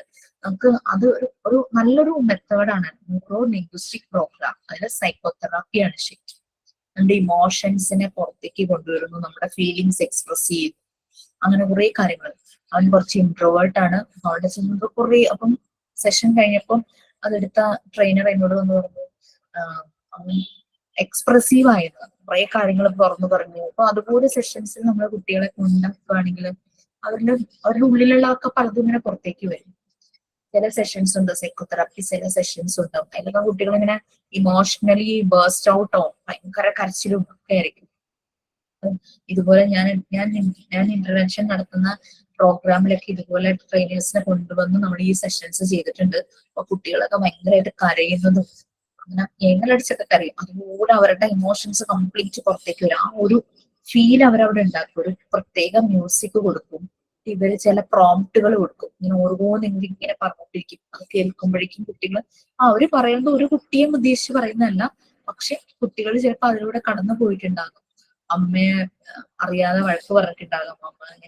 അമ്മ രാവിലെ എണീറ്റ് ഇത്രയും കഷ്ടപ്പെട്ട് ഭക്ഷണങ്ങളൊക്കെ ഉണ്ടാക്കുന്നു. ഒരുപാട് ഉപദേശമല്ല, ഒരു പ്രോംപ്റ്റ് കൊടുക്കുക. ആ അമ്മയെ നിങ്ങളിപ്പോ മനസ്സിലോർക്കുന്നുണ്ടോ എന്ന് പറയുമ്പോഴേക്കും അവിടെ കരച്ചിൽ തുടങ്ങും.